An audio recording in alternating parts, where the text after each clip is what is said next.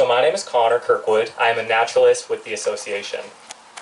I would like to take a moment to acknowledge that here in the Sawtooths, we are in the traditional and unceded lands of the Agadika and Dugudeka tribes, or bands of the Shoshone-Bannock tribes. We pay respect and tribute to the tribes and their lands here. Now this program is free of charge thanks to our primary sponsors, Redfish Lake Lodge and the McNichol family, in memory of Roland McNichol, who is an avid series attendee and a steward of the Sawtooths. We thank them for their continued support. As many of you know, the association is a member-based nonprofit. Our mission is to protect and advance the natural and cultural history of Idaho's Sawtooth Salmon River country through both preservation and education. Our operations are funded by donations, grants, memberships, and book and map sales at our bookstores, which you can find both at the Redfish Visitor Center as well as here at the Stanley Museum. Now we hope you will consider supporting us by making a donation tonight. In our Sawtooth Bowl, use a credit card on our dip jar, purchasing a commemorative brick in your Pathway to Sawtooth History, which some of you are sitting on right now, and entering to win our 2021 drawing for a spotting scope with smartphone adapter, or by becoming a member with us. Now, would any current members of CHA please raise your hands? All right, thank you for your support. If you have any questions, find someone in one of our blue shirts after the program, and we will be happy to help you out. Now tonight we are excited to host The Guiding Life, Perspectives from Idaho Women Guides with Julie Meissner, Bev Angel, and Rebekah Cain. Rebekah Cain is a co-owner and operator of Mystic Saddle Ranch and has been packing in the area since 2010. She is passionate about conservation, horses, educating the public, and recreating in her home state of Idaho.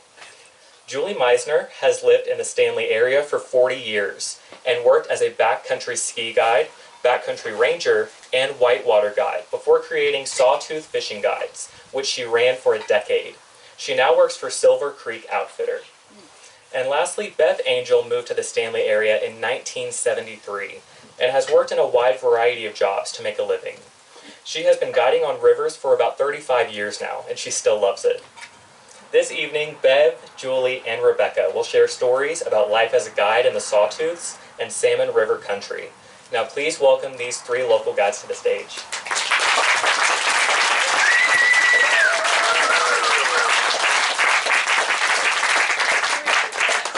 Wherever you want to be, I'll take these. Oops, sorry about that. This one is going to go that way. This one will go this way. All right, so we're going to do kind of a question and answer so that each person can be answering the same question at once. So the first question for all of you is, how did you get into guiding and how did you find your way to Stanley? Me? Whoever wants to start. The brave one. I found my way to Stanley through various channels. I was living at Lake Tahoe and had a connection there to this area, and moved here in 1973, and I actually was a guide trainee in 1974 at Robinson Bar Ranch for Joe Leonard. And at that point in time, he was trying to make Robinson Bar a destination ski area, cross-country ski area. We'd have people come in for either weeks or weekends, and the ones that were there for a week a lot of times wanted to go to the school bus we had up on Basin Butte. And so we used to take them up there.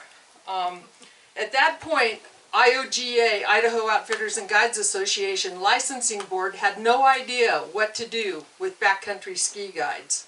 Well, they figured it out. And so that was the very first step to my guiding career. So the question was how I got into guiding and got to Stanley. So I grew up in Idaho City. I don't know if anybody knows that town. If you sneeze, you'll miss it. It's used to be the way here, and now most people go through banks. But I grew up there, so just a couple hours from here. Grew up fishing and hunting and on horses. And then my boyfriend at the time got a job here and came up to visit, and it was like, this is a job? What are you doing? This is awesome. And really loved it, and then applied and got the job, and the next summer, and I guided all through college, and then once I got out of college, I got my bachelor's in geology, and I just figured either playing in the dirt or playing with horses, I was pretty happy either way. So just wanted to be outside for a living, and guiding let me do that. Once I finished college, we started working really hard. We got married to own our own outfit, and we were lucky enough to purchase Mystic Saddle Ranch from Jeff and Deb Bitton, who I'm sure most of you guys know, in 2016. So we just kind of slowly progressed in the company. We were able to manage for them, and then eventually buy the company from them when they were ready to retire. And that's kind of how we're here. I haven't guided anywhere else because I'm not really the grass is always greener type of person. Once I found Stanley, I didn't want to leave, and so this is my 11th year here, and yeah, looking forward to many, many, many more years here. Just try the different one. Can you guys hear me here? Yeah. I guess Joe Leonard's to blame for me too. Joe and his partner Norm were in a business called N&J Ski Tours in the Sawtooth here that Bev probably knew. And they came to a clinic for cross-country skiing at Bogus Basin. I was coaching there at the time. And my dad did a clinic. He was real involved in cross-country skiing in the 40s and 50s. And so I met Joe there, and I'd see Joe every probably 2 or 3 years, and he kept going, come and work for me, come and work for me. And it just didn't work out. You know, I'd be doing something else, and I'd find another job that was all ski-related.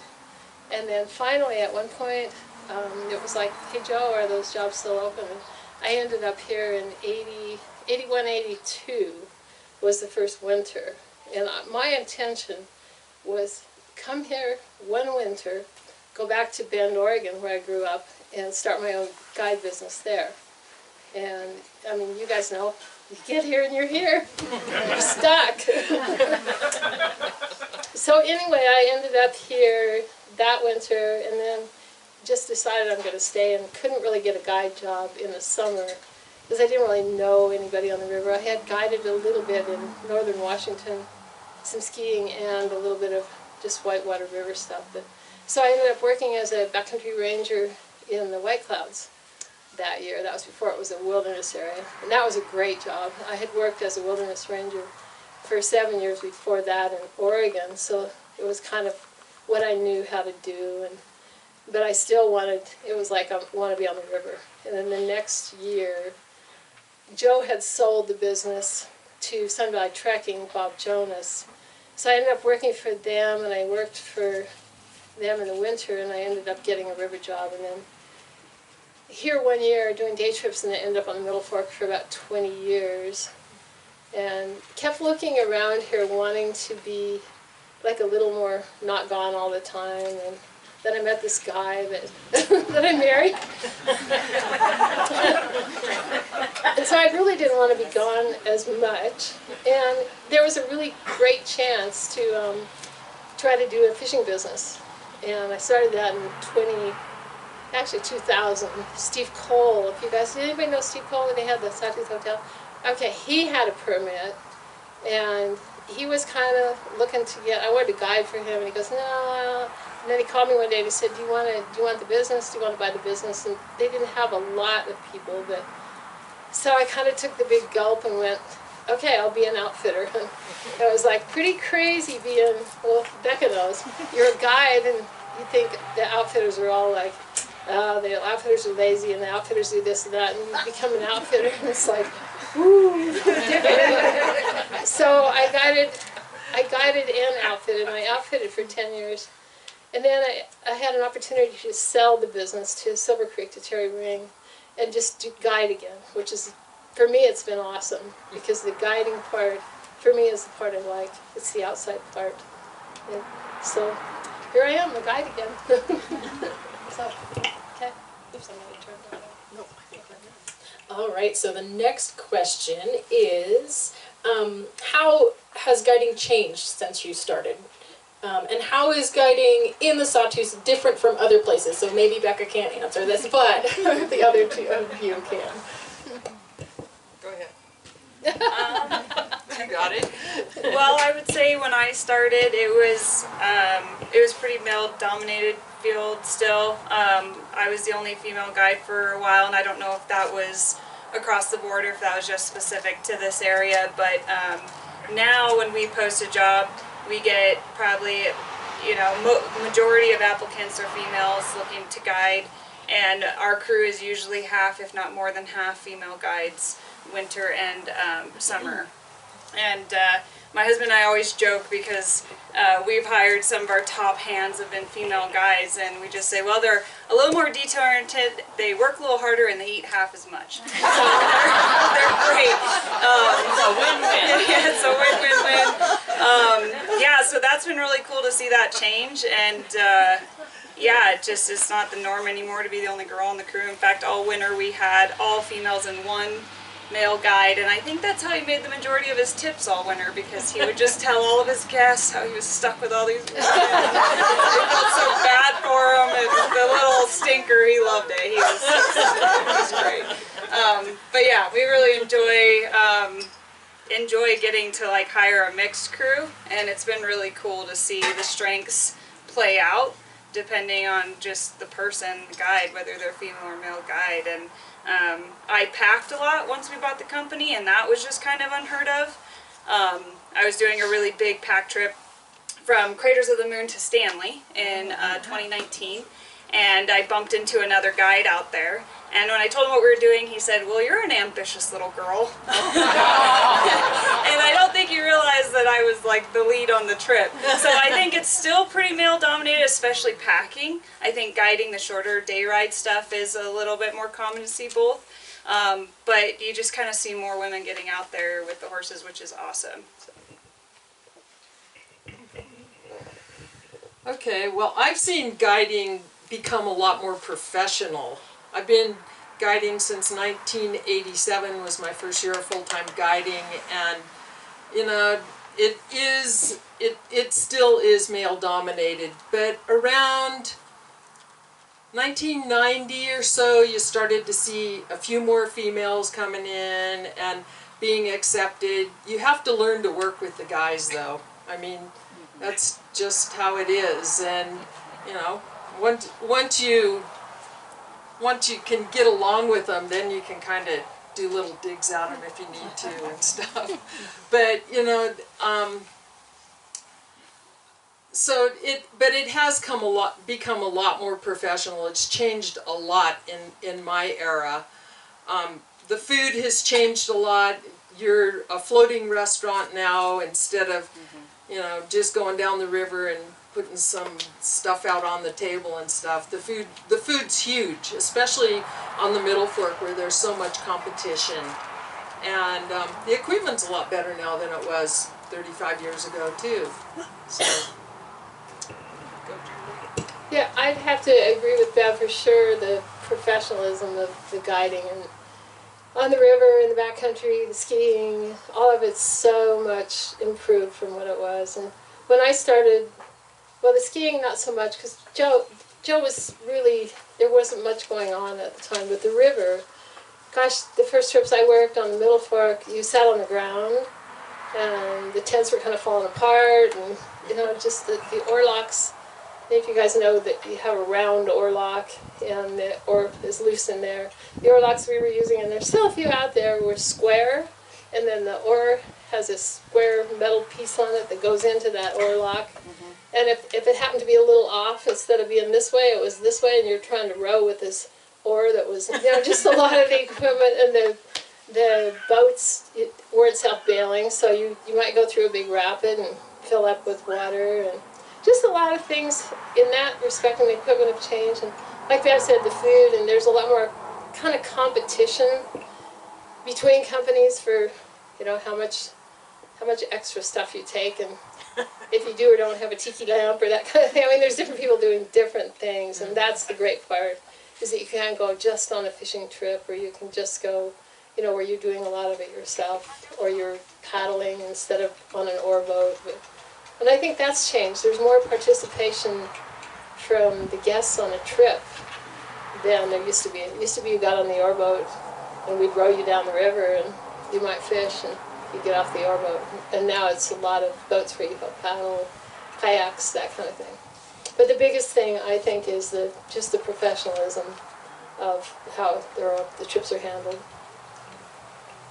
So the other part of the question, which I will split things up more, is do you think it's guiding in the Sawtooth is different than other places?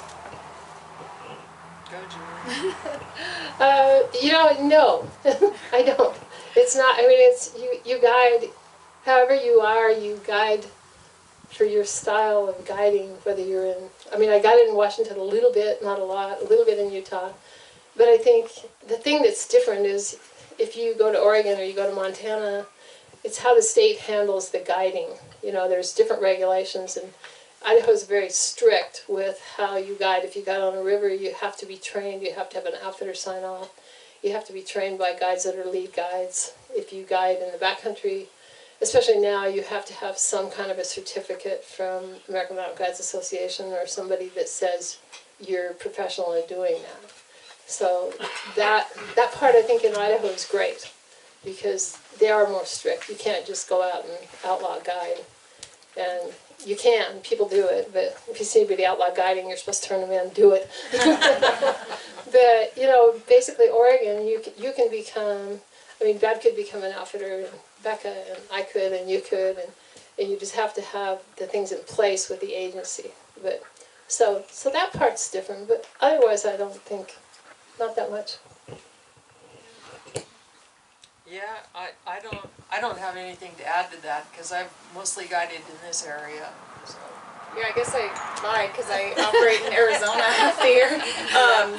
Yeah, I would really second what you said. In Arizona, there'll be trail ride places that pop up, and you're supposed to have like a permit on public land, but everybody ropes and team ropes and does all this arena riding, so it's kind of a ride at your own risk state. And so people will start on their private property, and then pretty soon they're doing little trail rides out on public land legally or whatever. And there's just really no oversight at all. And so there's some really sketchy places to go on a trail ride in Arizona, and just seeing the difference. You know, you come to Idaho and it's very legitimate and it's very thought out, and you know, I tell people all the time there's only 3 outfitters, horseback outfitters in the Sawtooth, and there'll never be any more.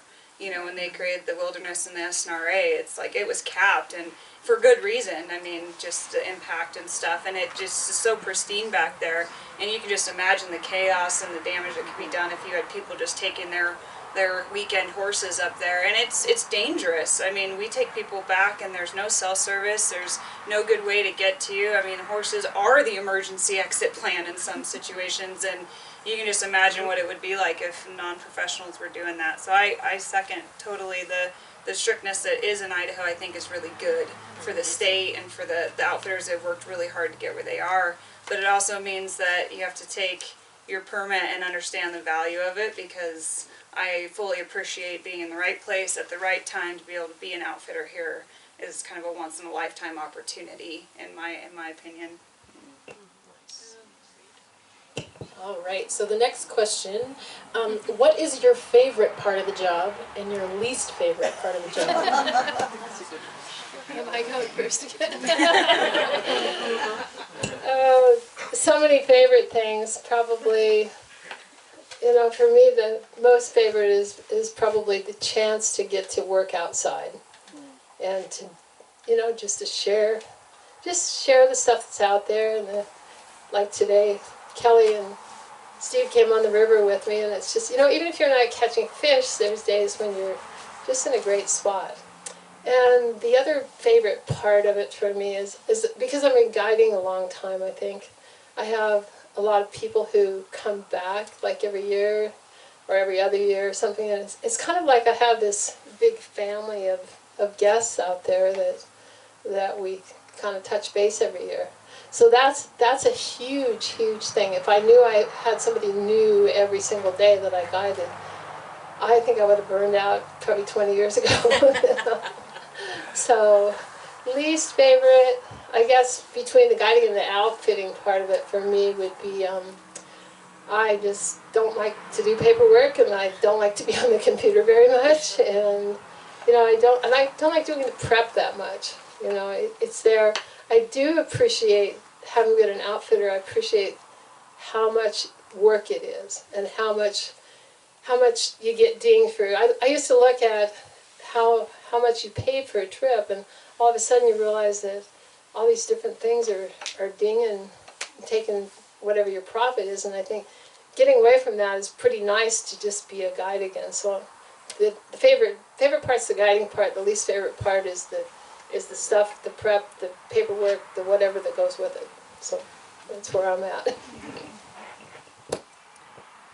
Yeah, I think the best part about being a guide is guiding, being outside, getting paid to go and explore and see new country and ride horses, and I've just had really awesome opportunities from different clients that come, and they have this kind of adventurous spirit, and they're like, oh, we want to do something really cool, and it's like, well, I've never been here, let's go here. And so I've gotten to do these really awesome trips, and and to get to do that for a living is really awesome. My least favorite part is the prep. There's a lot of that as an outfitter. It's really a lot with horses, because in the Sawtooth Wilderness we have to pre-position all of our horse feed. We aren't allowed to graze on this side, on the west side of the Sawtooth. The east side of the Sawtooth. And even if you could, there's not enough feed. And if you do a trip over on the other side, it's just not as much nutrients to just packing alfalfa anyway. So we have to pre-position all the horse feed. We have to track horses the night before. We have to go to Haley if we're going to get produce or something fresh for the trips. We have to make sure that we have enough horses staged at Redfish for the short rides, because Camp Perkins is coming with 15 kids this day, but also have enough horses. You got to take 2 of these horses to pack in boxes, because not every pack horse can do that. And it's just, the list goes on and on and on. So you have a food checklist, you have a packer checklist, you have a horse checklist, you have your personal checklist, and you don't want to miss anything. Everything has to be weighed. So, I haven't done a lot of river trips, but when you have a gear boat, you're not weighing out your peanut butter where I was on a horse, and when you're limited to how many pack horses you can have in a certain time in the wilderness, you have to be careful with that too. You can't just add another food horse because you're limited there. So it's a lot of prep that goes into that, and that's really stressful. But once you get on the trip, it's like, you're good to go, because if you miss something, you're going to figure it out, and so that's, once I'm there, I'm good, but all the prep is kind of a nightmare, and it's just part of it, but it's not my favorite part. My favorite part is just being in the outdoors and exploring. So my favorite part, of course, is rafting and being on the water. I also love the camping part of it. I love being in camp. I love cooking in camp. There's just a lot of fun things there for me. But also, probably the most important fun part for me is getting to know the people, and you have a prime time to educate them about what's going on any particular river, or like the salmon. The salmon's a big thing anymore, and you can sit down and talk to people about it, and it's really quite interesting, some of the discussions you have. My least favorite part is probably packing up camp every day and putting it all on the boats and unpacking it when you get to camp, but that's part of the gig, and it's not horrible. It's just by August you get tired of packing all your stuff every single morning, so that's about it. All right. So I was just talking to one of our board members yesterday who was floating the Maine last week, and she mentioned that she was floating past trees on fire. So I'm wondering if you have had any stories of dangerous guide trips. I'll start with that one. Good. The year was 2000, and it was a huge fire year. I also was on the Maine during. As soon as we launched, the Forest Service closed the river behind us because of the fires down there. And it was smoky from the get-go. And about day 4, we got into camp and looked up on the ridge right across the river from us as the fire came over the ridge down towards the river. Luckily we had the river as a buffer. We were on the other side of the river. But it was a very intense, it was an intense time for all of us. My first thought was, let's pack up camp and move, but it was 8 o'clock at night. And so we ended up staying. I think every one of us woke up at least every hour and checked what the fire was doing. The next morning we got out of camp and we ran into jet boat. We were on the main, so jet boats full of firefighters. There were helicopters. They were dipping out of the river. There was a Sikorsky that was drafting out of the river. There was just everything from where we were. The whole lower end of the main was on fire. You know, I was rowing past this one beach that had a ponderosa pine on it. And ponderosas are very hard to tell when they're on fire because their bark has some fire resistance to it, but the fire finds a little place down at the base of the tree and it gets inside of the tree and the whole tree can be on fire and it doesn't look like it. Might be some smoke coming out the top, so you got to really pay attention to that. And I just kept watching that tree and I just said to myself, I was rowing along and I said, if that tree tips over, it'll hit me right now. So I was watching it very closely. And I got down and around the corner and I heard a tree fall in the river. And I'm not sure if it was that tree or not, but I think it was. But then we got down by the Polybemus Ranch and there were hot rocks rolling off the cliff down and they'd hit the water and they'd explode because of the cold water and the hot rocks. And at that point I just went, okay, we've had enough fun, you know, let's get out of here. And we actually rode all the way to the Wind River Pack Bridge that day, which was way beyond where we were going to go, and spent the night there. And then it was a 6-day trip and that was only night 5, so then we had to take our guests down to the next ramp at, what's the name of that ramp? I don't remember. Anyway, it was down about 12 more miles so that they could have their full 6-day trip, even though we, you know, even though we'd rode all the miles, we got to row more. So, but yeah, that was a very memorable trip and one I'll never forget for sure. I don't have a fire story. Yet. I have a snow story. Let's go. Yeah, so I was lucky enough to have a group come to me my first year as an owner, and they said, we want to hike and we want you to pack our gear and cook for us every night, and we want to go from the south end of the Sawtooth to the north end of the Sawtooth. It's going to take about 13 days. So we kind of came up with a plan. Jeff Bitton helped kind of do just certain routes, a lot of country I hadn't ridden.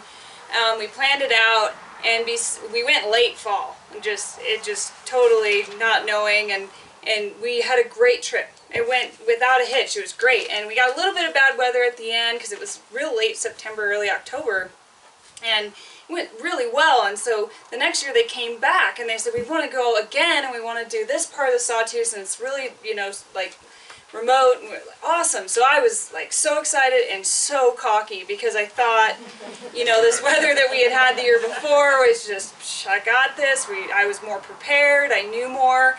And so we started day one. They wanted to go 2 weeks earlier because they didn't want to hit any bad weather. And so we were going mid-September. And first day was beautiful fall weather. Second day it starts raining. And I'm like, well, you know, it's fine. We're tarps, we got the tents, we had everything.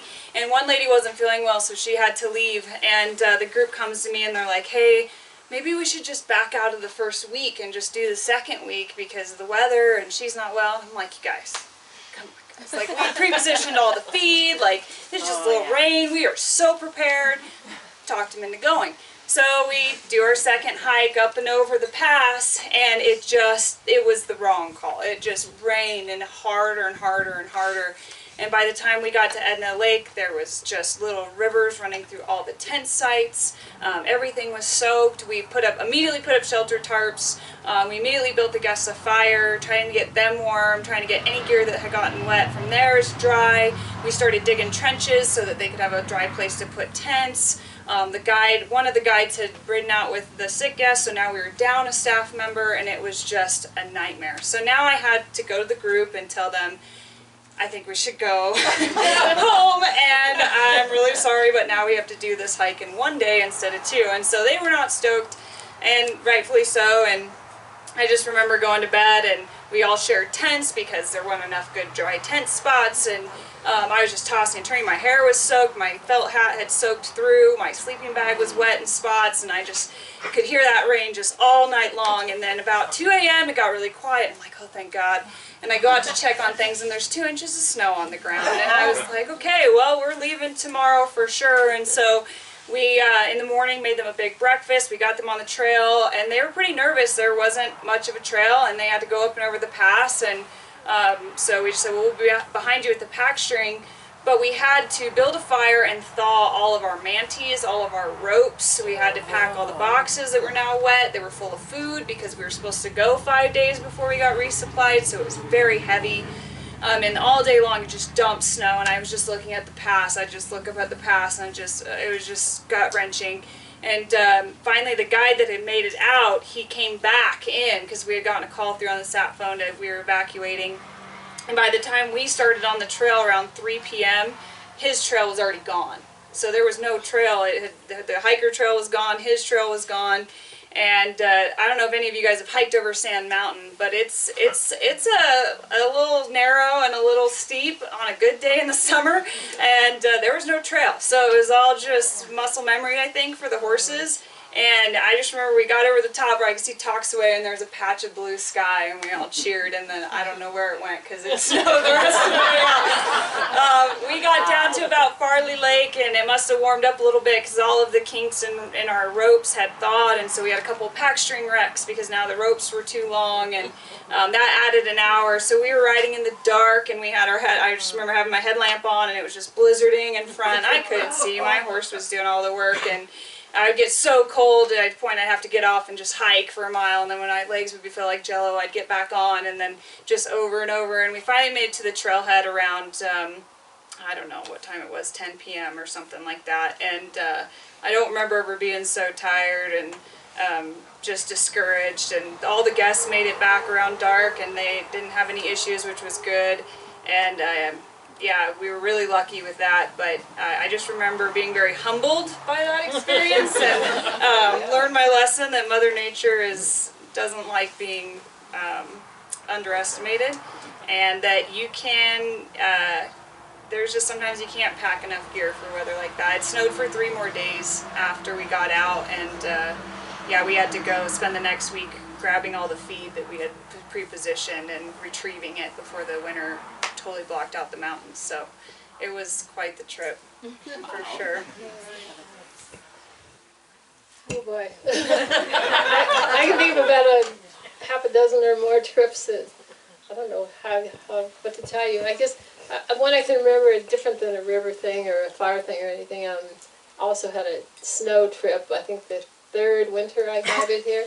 I'd had people who had come from Wyoming the year before, and then they came back with another couple, and this like winter 83, 84 maybe, and probably, I don't know, if anybody was here then, you know when the really cold part was, but it was, I think it was January, but we had gone, at that time the huts had been moved. Joe had them at Iron Creek, Goat Creek, and Marshall Lake area outside the wilderness.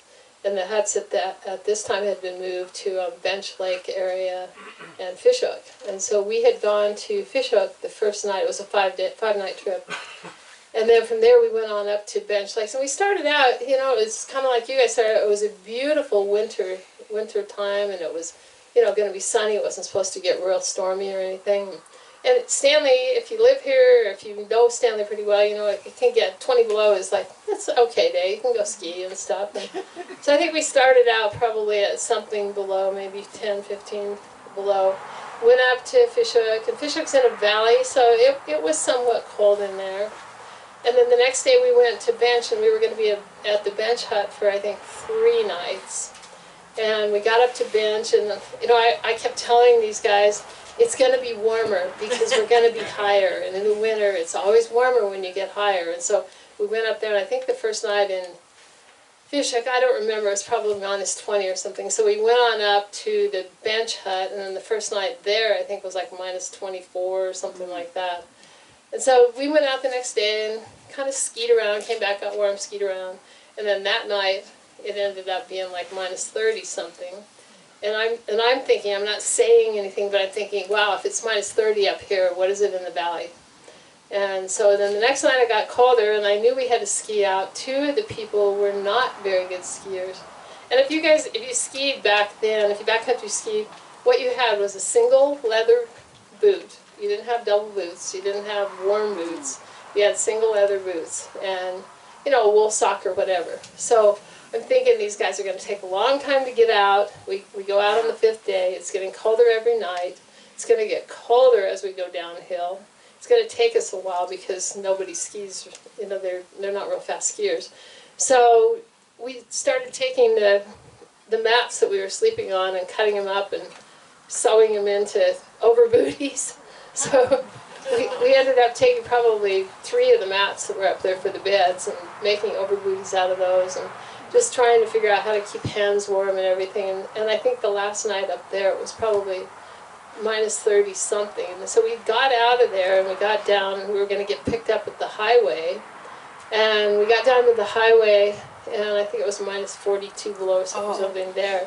And no one was there. So we're like, no, nobody's here to pick us up. And I'm thinking, how could they do this to us?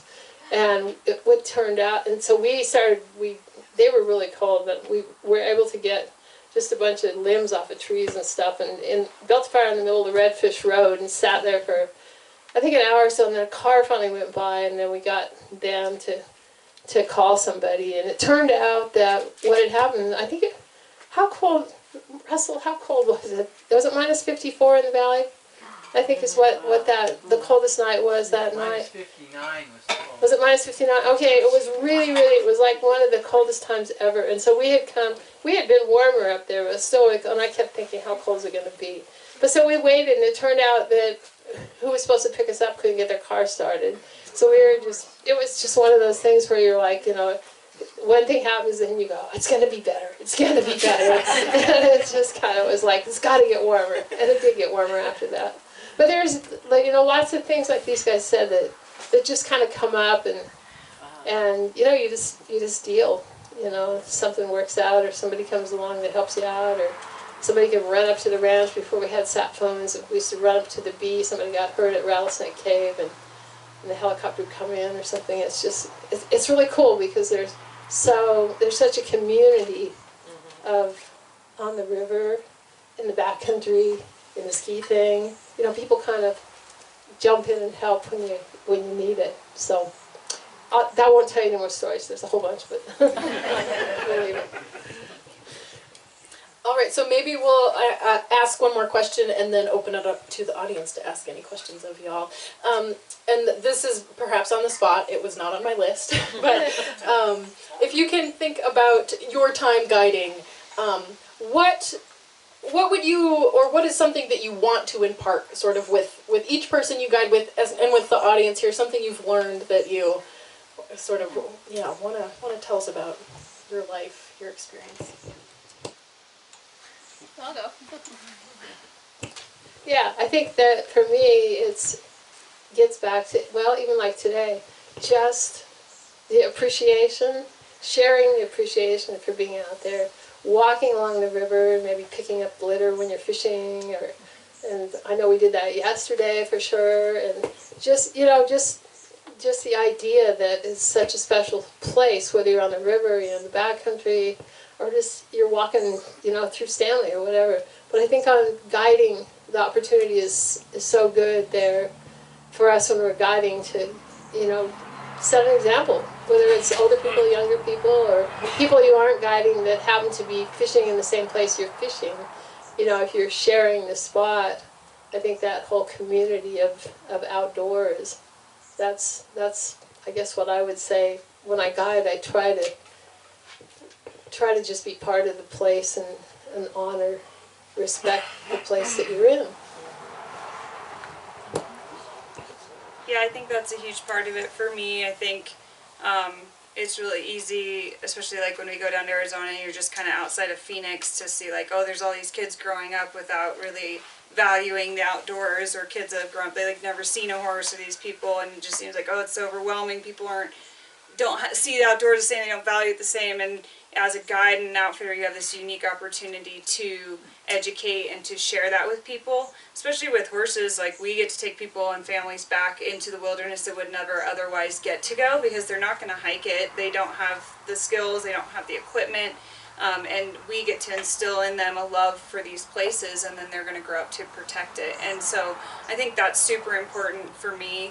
And then I think for me it's super important to just kind of be a steward for horseback users everywhere, because I think that that's kind of almost a dying breed too, of people that used to build these trails on horseback and mules. And so it's really important that we are good stewards out there, and that when people see us, I mean, we have people see us back there now and they're like, oh, thank God it's horses, we have somebody who's hurt, and we help them, or they know we have like a garment or something where we can get help to them. Or just people are like, hey, you know, do you have any extra water, or whatever it is. We packed out 2 dogs this summer for people, and just being like a strong presence in the backcountry of people who are kind and helpful. If any of you guys have run into our guides out there, I hope you would say that they're all very friendly and helpful people, because that's the kind of people we try to hire. So I think that's really important for me. And then just I think for me, when I get off a trip, the best compliment people give me is like, man, you guys work so hard. And I think it's just in like showing that work ethic and that passion, because to me it's like that's the goal, is like you get back there and you just go 100% the whole time. And so I really like sharing that with people when I go out.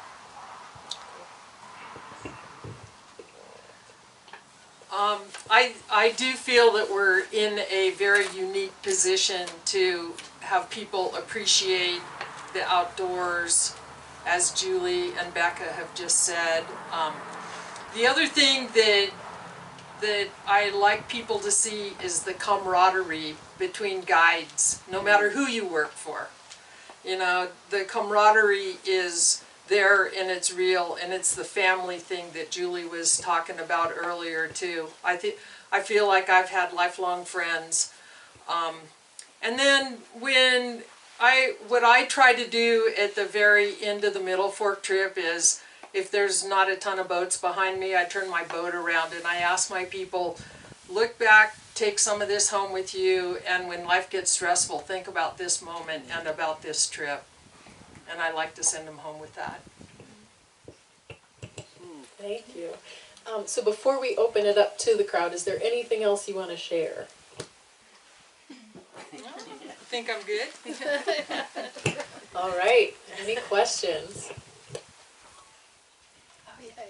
I have one. I'm a backpacker, and the question arose, my daughter and I were debating today, when we meet a group of horsemen on the trail, do we go uphill from the horses or downhill? Because we've heard it both ways.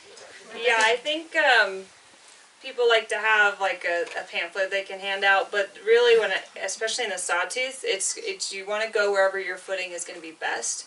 Because if you go uphill and you stumble and slide into a mule that's packing, that's going to freak them out. But if you go downhill and you're kind of hiding behind a bush and then they see you right when they go past you, that's going to freak them out. So being where your footing is best, so you're not going to stumble or get yourself in a bad spot, is probably the best call.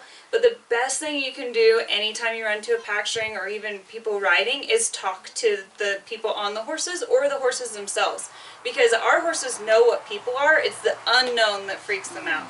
So if you are in a position where you're kind of behind a tree and that's just how it is, if you just say, hey, how's it going, or how's your trip, or where'd you guys go, that helps the horses and mules out a ton, because then they just know it's a person back there. That's the biggest thing.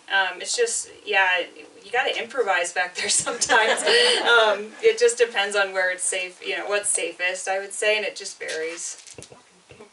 That's a great question. Yeah. Have any of you had any problems with Forest Service or I guess other agencies placing burdens or restrictions on you that you felt weren't really necessary? This is a series of lectures that we're going to do next. Rebecca, do you want to repeat that question? I can repeat it, hopefully summarize. He was asking about restrictions from the Forest Service or other agencies that make it hard to operate. Is that? Well, basically, we had a friend who had llamas, and then suddenly he was told, you can't have a permit from the Forest Service to bring llamas. So he went to Oregon. And I think that was something where the public wasn't served well by the decision by the Forest Service. Yeah, I think that anytime you operate on public lands, you're kind of at the mercy of a lot of different agencies, and it can be really scary. I would say that one of the best pieces of advice that I got from Jeff Bitton when I bought the company was pay your membership and become a part of the Idaho Outfitters and Guides Association. And I said, well, that's a lot of money, and we were pretty tight, and these first year's owners, maybe we'll skip it. And he said, no, don't skip it. And that was the best advice I've gotten, because as the outfitter, not so much the guide, you don't have time to pay attention to what's going on in Washington, D.C. and the rules and regulations that they're putting in place that have the potential to impact or just completely annihilate your business. And so just being involved is huge. There's a current management plan being proposed right now that's going to determine how the outfitters in the SNRA operate.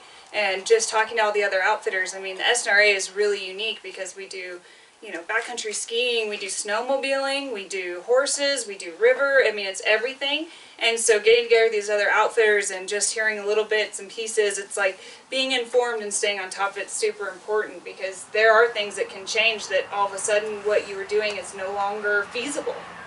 And I know that Jeff Bitton was really great at staying involved, and he was great at adapting too. And I think you have to be, you know, when it went from like, okay, you got to pack in all your horse feed, that just doubled if not tripled your cost of doing a pack trip, because now you got to pay the employees to pack in feed prior to a trip, and you got to, you know, buy the feed, and it has to be a certain type of feed, and you got to go to Chalice to get it, and all that adds into your pack trip cost. And so yes, I do think these agencies, you have to be really careful and be paying attention. I think a lot of the times it's with good intentions that these things are put in place, but what's good on paper doesn't always cross over and do well for the public that are paying for these services, or the outfitters and small business owners in the area.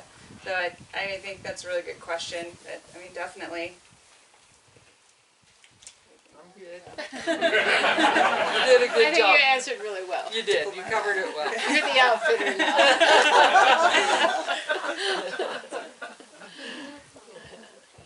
Have any of you had any surprising or unexpected encounters with wildlife? So the question is surprising or unexpected encounters with wildlife. By surprising, do you mean like dangerous things or just cool Dangerous things? or just cool things? Oh yeah, I think there's a lot of really like surprising things, like you're walking down the trail and say in the Little Boulder Creek, I was walking down the trail one day when I was guiding, or not guiding, but I was backcountry ranger. I mean, here comes this bear flying out of the creek, and he sees me and he just takes off running, and there's water going everywhere, and you know, stuff like that. I think for me it would be more surprising. Or like a couple martins watching you and hanging out in a tree or stuff like that. But as far as dangerous, I can't think of any really dangerous. Some, you know, where you want to be careful. You want to not have your food in camp, and all that's kind of what the SNRA is doing now with the Bear Aware and all of that. But I think as long as you're careful and you think about what's going on, I think I've had more like kind of scary encounters with people. So, more than wildlife. How about you guys? I think my scariest encounter is honestly with a moose, because we don't see them a lot in the Sawtooth, and so when I was starting at Craters of the Moon, I was doing a trail recon and trail clearing prior to, so it was just me and one other guide, and my horse was staring at something, and I didn't know what it was, and then I was like, oh, that's a big deer, and then it popped up, and it was a young bull moose. You could see small paddles, and I know they can be very aggressive, and so that really kind of freaked me out. But the moose took off, and then when we came back that way, he was there again and took off again. So he didn't do anything. I think the worst wildlife you run into is ground wasps with horses, and it just depends on the year when they're bad. But you'll get the first 2 or 3 horses past them, and then they just come out of the ground and they'll just sting the horses, and they're kind of relentless until you just get out of their territory. So that's like the most aggressive wildlife I've dealt with, is the ground wasp. But we've seen bears and stuff. We're pretty lucky in the Sawtooth. It's pretty barren and rocky, not a lot of vegetation. Being on the Grand Jean side, you see a little bit more bear activity. Luckily the bears are pretty educated, so they don't really stick around to us, and we keep a clean camp, so we don't have too much problems with them. Yeah. Probably most of what I've seen is bears also, and they're so, you leave them alone and they leave you alone 90% of the time. And as long as you keep a clean camp, you're probably in a good place. We've had to lock coolers down and stuff on boats and to keep bears from getting in them. But for the most part, there's not really anything that's been dangerous that I can think of. Cougars? Cougars? Never seen one out there. Well, I've heard of them out there, but I've never seen them. Yeah. We have them in our hunting area, but they're hunted during that season, so they stay pretty far away from people. They don't like people. Gun ownership has so increased in this country. What are you doing about clients who want to bring guns, or do you see that as a problem, or what is happening with that? Good question. Go ahead. I'm going to say for the trips that I'm doing now, I don't really see that because it's day stuff, fishing stuff on the river. I think it would be more. I know in the backcountry you see a few more people carrying sidearms and stuff than you used to when I was doing backcountry guide. Well, not the guiding so much as wilderness rangering. You rarely saw anybody with a sidearm, and there are more people now. But I guess that comes with more gun ownership and that kind of thing. I don't know. What do you guys? You probably get that question more than I do get guys that want to take their sidearm up, and more so on the short stuff. People on pack trips, we send them so much documentation on like what to bring and weight and that we don't get it as much. But I do have a funny story. We were in Arizona and we were going down the trail, and here comes some people on their own horses. And I think the guy's in a tank top drinking beer, and I had like 6 people behind me, and the trail was really narrow, and he goes, why don't you ride past you, don't get your foot stuck in my stirrup. And I was like, no, I think you probably should turn around and we'll find a better spot. So they go up on the hill, and they have a burro following them. It was like their pet burro, and it's like a thing that people do in Arizona. They adopt these burros, and then they follow them around.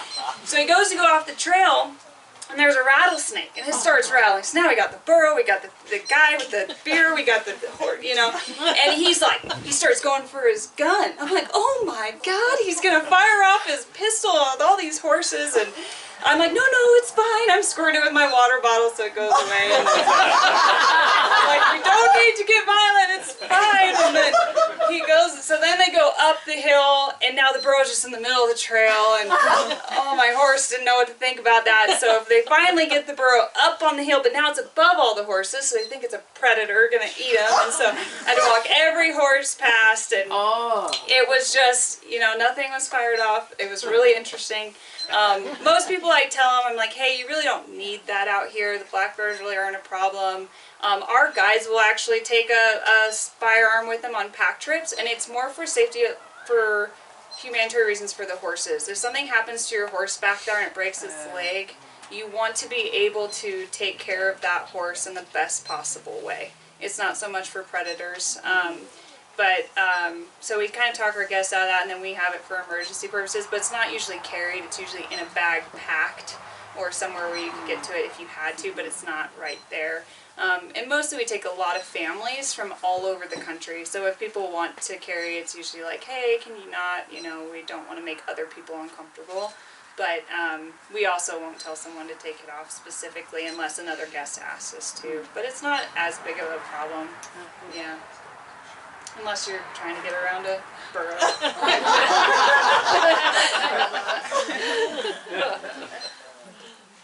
On the lighter side, I'd like Bev and Julie to tell a fun or exciting Middle Fork trip where people got their money for it. You know what I mean? Don't they always? Okay. Gary, does that mean you want it to be exciting because lots of things happened that were bad, or do you want it to be exciting and fun because lots of things happened that were good? Just exciting.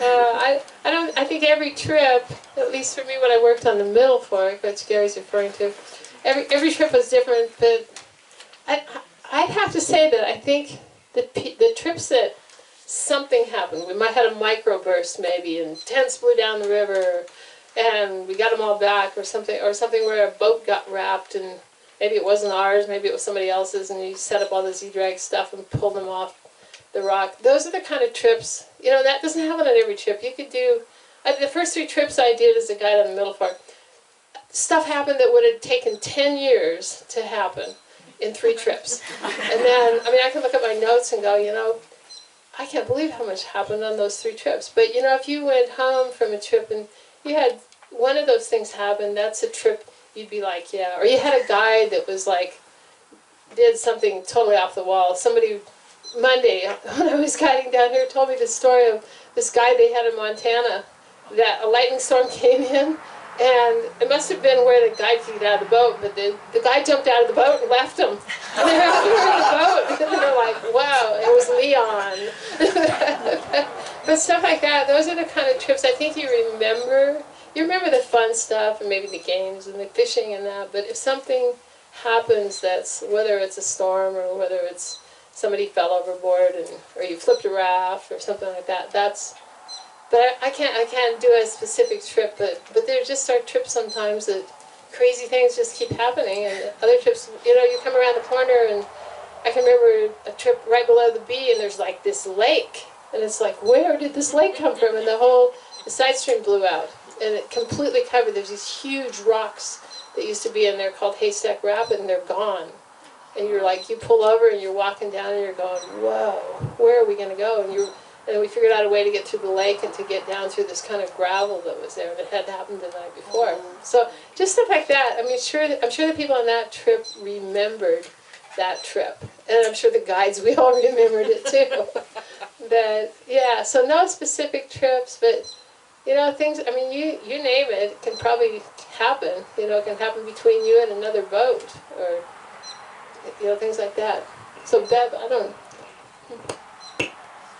I think that some of the most memorable trips I've done are early trips when the weather's cold, the water's 43 degrees, it's snowing, you know, and to me those aren't great memories at all.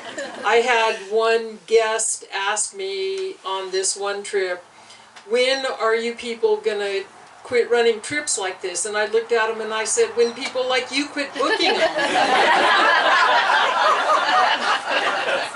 But, you know, I mean, the early trips could be really brutal. I mean, flip boats and snowing and cold water and, you know, raining.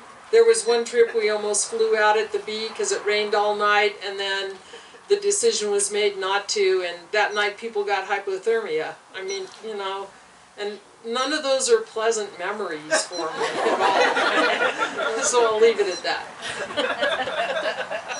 Thank you. Yeah, I was wondering if any of you face like feeling burnout and how you deal with that. What's that word? Burnout?